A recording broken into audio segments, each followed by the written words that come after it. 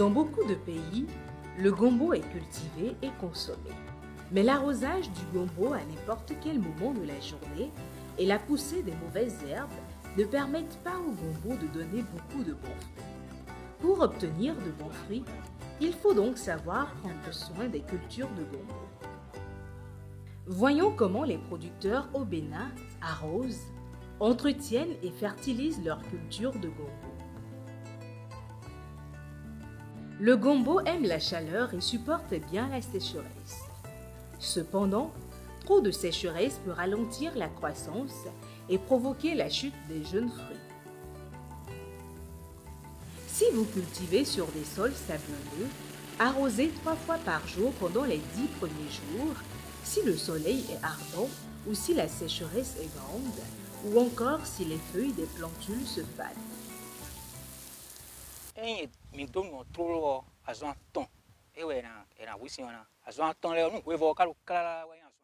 Nous arrosons 3 fois pour permettre aux graines de bien pousser. Si tu n'arroses pas 3 fois, le soleil brûle les plantules et leurs racines et elles ne poussent pas normalement.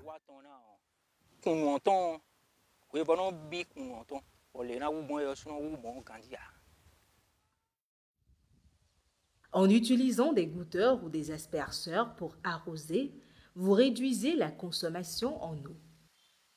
À partir du 10e jour jusqu'au 20e jour après semis, arrosez seulement 2 fois par jour, c'est-à-dire matin et après-midi. Quand vous arrivez à la 3e semaine après semis, arrosez une seule fois par jour, seulement les matins.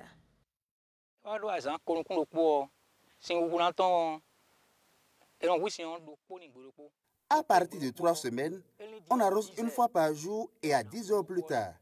Ce n'est pas parce que c'est une fois par jour qu'il faut attendre jusqu'au soir pour le faire. Quand on arrose le soir, l'eau stagne sous les plantes, fait pourrir les racines et la plante meurt.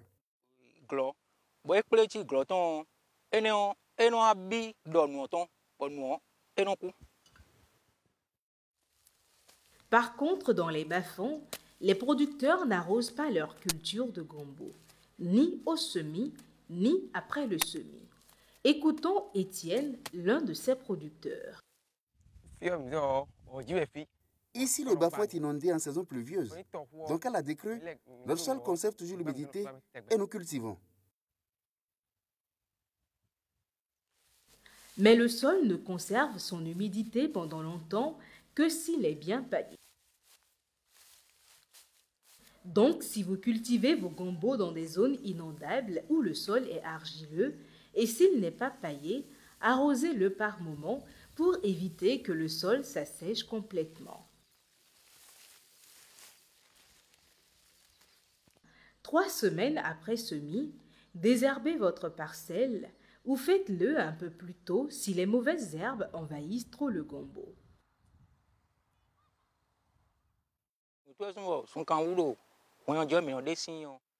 Quand on laisse pousser les mauvaises herbes, elles absorbent elles aussi les nutriments des sols et les plantes se fragilisent.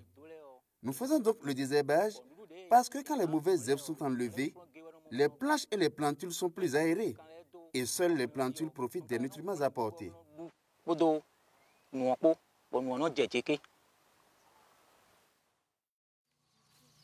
Généralement, le désherbage se fait chaque fois que les mauvaises herbes envahissent les planches. Et l'opération affecte l'enracinement des plants de gombo parce que les mauvaises herbes sont enlevées avec un peu de sol. Pendant le désherbage, mettez donc un peu de sol au pied des plants, comme le fait Marie-Angèle. Pendant le désherbage, nous mettons du sable au pied des plants pour protéger les racines. Parce que, premièrement, si les racines sont visibles, les plants ne se nourrissent pas bien et ne se développent pas. Deuxièmement, pour qu'ils résistent au vent violent et à la pluie. Par ailleurs, les ravageurs peuvent également attaquer les racines quand elles sont visibles.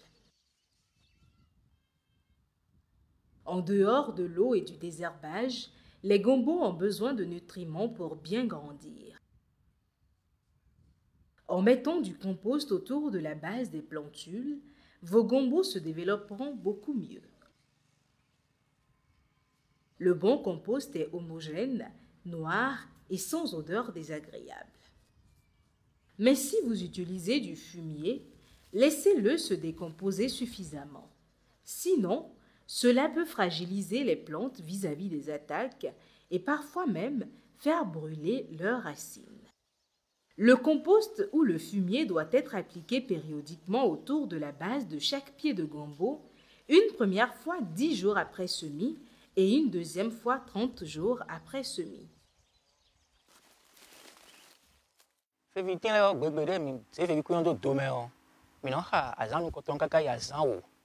À partir du jour où nous semons les graines, c'est au 10e jour que nous faisons un apport de fiente en petite quantité pour accélérer la levée.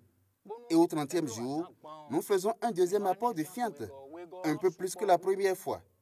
Ainsi, les plantes se développent bien et donnent beaucoup de fruits.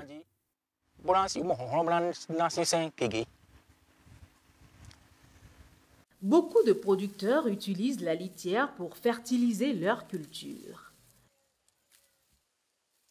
La litière est un débris de végétaux étalés au sol dans les élevages et sur lesquels les animaux laissent leurs déjections qui, avec le temps, se décomposent et forment de très bons fertilisants. Mais certaines litières contiennent surtout de copeaux de bois et donc très peu de nutriments. Faites donc attention aux litières que vous prenez.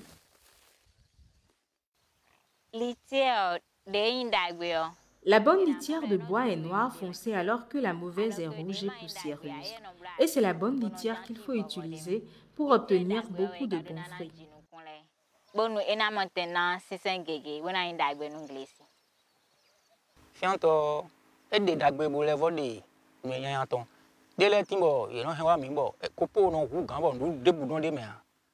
Nous recherchons les litières qui ont beaucoup de nutriments. Si tu utilises celles qui n'ont pas de nutriments, les plantes ne se développent pas, elles deviennent minces et leurs feuilles jaunissent.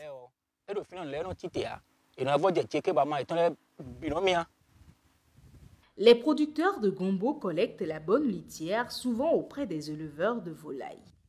La bonne litière doit contenir beaucoup de fiente et ne pas être poussiéreuse.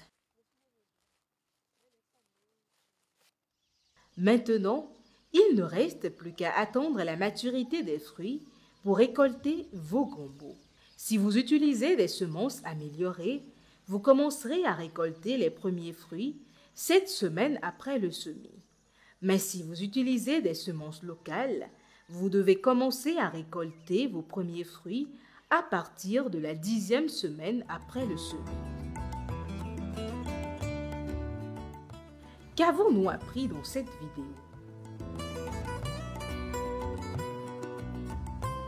Arrosez vos cultures de gombo régulièrement pour éviter le ralentissement de leur croissance. Selon l'âge des plantules, la chaleur et le type de sol, arrosez 1 à 3 fois par jour. Mais n'arrosez pas les soirs parce que l'eau peut stagner sous les plantes, faire pourrir les racines et les plantes vont mourir. Éliminez les mauvaises herbes parce qu'elles profitent des nutriments que vous apportez aux plantules. Elles empêchent leur bonne aération et leur développement. Mettre un peu de sol au collet des plantes pour les protéger du vent et du soleil et renforcer leurs racines. Nourrissez vos cultures de gombo en appliquant périodiquement autour de la base de chaque pied de gombo un peu de compost mûr, du fumier bien décomposé ou de la litière. Appliquez cela 10 jours après semis et une deuxième fois 30 jours après semis. 7 à 10 semaines après le semis, voilà vos premiers fruits prêts à être récoltés.